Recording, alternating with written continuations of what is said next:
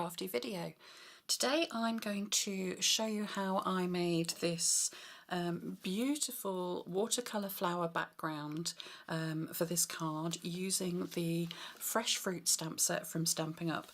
It's a technique that's really fun to do, it's really quick and easy, and it'll work well with any solid stamps.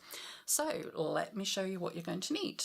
You are going to need, first of all, our secret weapon for this card, some kitchen towel. So let's pop that down, move our stamps over the way. You're going to need some watercolour paper.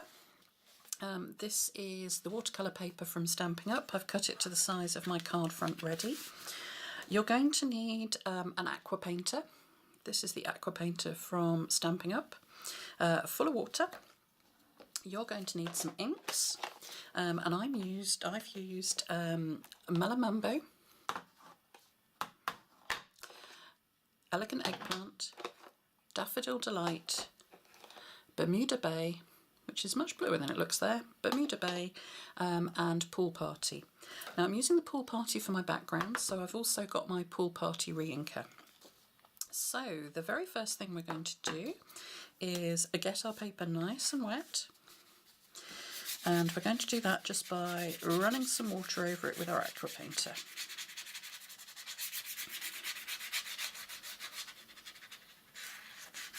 You can see it's starting to curl up a little bit, don't worry about that, it'll flatten as it dries. There we go, there's our first layer of water. Probably seeing now why we need the kitchen towel. What we're then going to do is open up our ink pad and use its lid as a palette. So this is the Pool Party ink pad and the Pool Party re-inker. I'm just going to put 2 or 3 drops in the lid there because I'm going to use loads and loads of this. What I could do if I just wanted a little bit is just squitch my ink pad together like that and there'd be some there. But okay, so I'm going to add some water and then mix it all up. Okay, and then what we're going to just do is lightly cover the whole of our card base with more of this re-inker and water. You can see it's really soggy now, yay! We like this.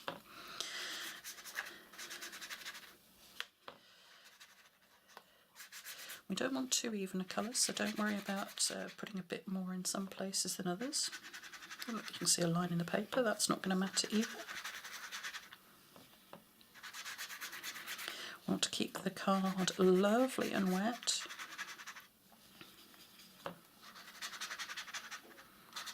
Add some more in some places.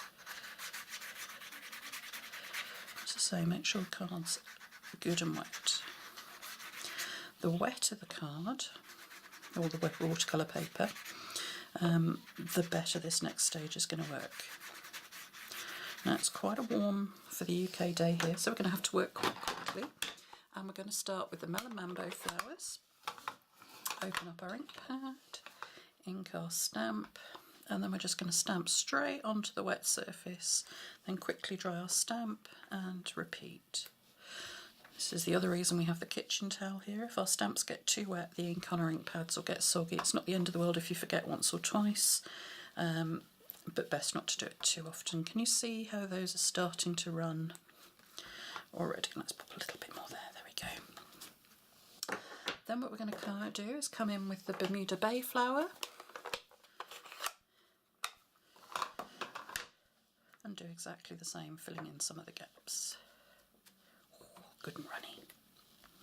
You can see how that's running already, giving us that beautiful watercoloured effect.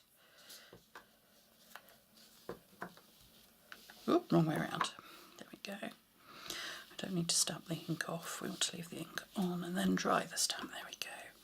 And you can put in as many or as few flowers and as many colours and as few colours as you want. A few more there. There we go. Then we want the centres of our flowers, and we'll start with the pink flowers, the Melon Mambo. We're going to use Elegant Eggplant for those. And here's the dot from the stamp set. There we go. Pop that on, dry it off, pop it on, dry it off. Doesn't matter if you're not totally accurate. This is a wonderful loose technique for colouring background. So if you're not confident about where you're stamping, don't worry about it. This is really one of those techniques where actually just getting it done is what gives you the best results. And if you think too much about it, it doesn't get any better. So it's a lot of fun. It's very relaxing. Oops, missing big time with these yellow ones. There we go. But as you can see, as the colour runs, I'm not sure that you'd really notice.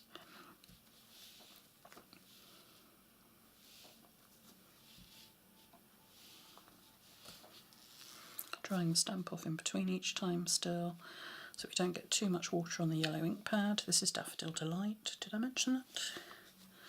Have I done? Oops, missed, splattered, never mind.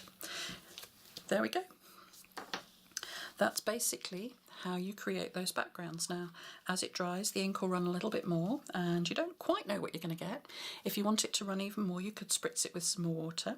But then when you leave it to dry, and it'll take a little while, you'll end up with something like this. I hope you have fun making watercolour backgrounds like this. If you need any more information, please do get in touch. My contact details are below. Thanks for watching. Bye bye.